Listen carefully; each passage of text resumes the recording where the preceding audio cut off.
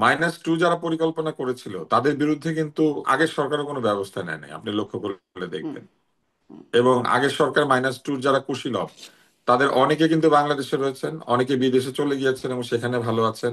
-2 প্রক্রিয়াটির কোনো বিরোধিতা করা বা -2 প্রক্রিয়াটি যারা করতে চেয়েছিলেন তাদের বিরুদ্ধে কার্যকর কোনো ব্যবস্থা নেওয়া আমরা সেটা লক্ষ্য করি নাই। বরং -2 একাধিক কুশীলব আমরা দেখেছি সংসদ সদস্য হয়েছেন।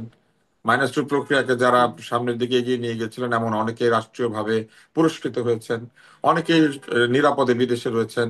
এবং -2 এর বিষয়টি কিনা তেমন কোনো আলোচনা হয় নাই। এবং এই যে কেন হয় নাই এই প্রসঙ্গটি আসলে আমরা জানতে পারি নাই কখনো।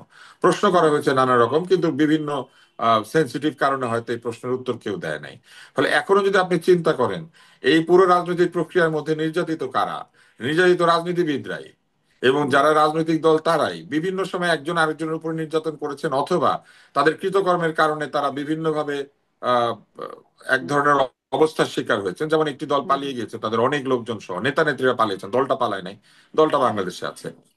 দলের মানে অধিকাংশ মানুষই তো বাংলাদেশে আছে, পালিয়েছে তো যারা অপরাধ করেছে বলে নিজেরা মনে করেছে বা প্রতিশোধকামিতার শিকার হবে বলে ভেবেছে।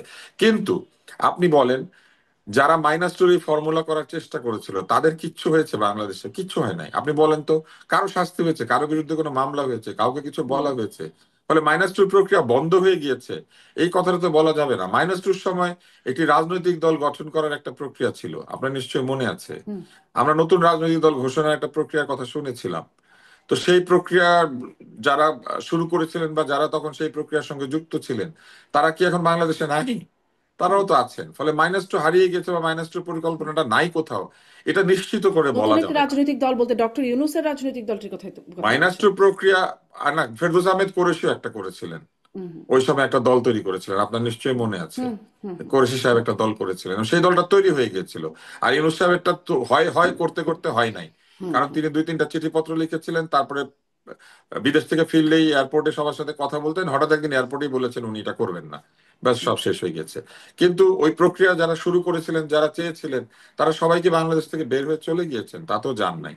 ফলে এটা নিশ্চিত করে বলা যাবে না। তবে আপনি যেটা বারবার জানতে চাচ্ছেন যে কারা এটা করতে পারে, কারা এটা করতে পারে এই প্রশ্নের উত্তর কিন্তু নাই। তবে অনেকেই যে করতে পারে এই ধারণাটা কিন্তু সুস্পষ্ট। কেননা আহ এইখানে কিন্তু এক ধরনের অস্থিতিশীলতা তৈরি করার একটা প্রক্রিয়া আমরা লক্ষ্য করছি। এবং শুধু তাই না, হুম, বহু রাজনৈতিক দল আছে, ছোট হুম, ছোট রাজনৈতিক দল, যারা মনে করে যে নির্বাচনটা পিছিয়ে গেলে তাদের জন্য তাদের হৃত গৌরব পুনরুদ্ধার করা, অথবা তারা যে উল্টাপাল্টা কাণ্ড কারখানা করেছেন সেই কাণ্ড কারখানার জন্য ভোট কমে গিয়েছে সেটা হয়তো পাওয়া যাবে, অথবা তাদের বিরুদ্ধে যারা আছেন তাদেরকে পুরোপুরি নিষিদ্ধ করা যাবে।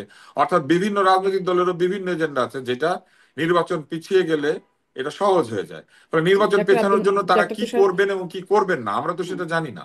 অনেক ধন্যবাদ আপনাকে। একদমই সময় শেষ, তবুও খুব সংক্ষেপে হলেও অনেকগুলো প্রশ্ন ডক্টর মামুন। সেটি হচ্ছে যে ওই যে -2 প্রক্রিয়া চলমান আছে বলে আপনি মনে করেন কিনা, কারা থাকলে সেটির পেছনে কারা আছে, যে প্রশ্নগুলোর উত্তর ডক্টর ডক্টর তুষার দেওয়ার চেষ্টা করছেন, আপনার কাছ থেকে শুনতে চাই।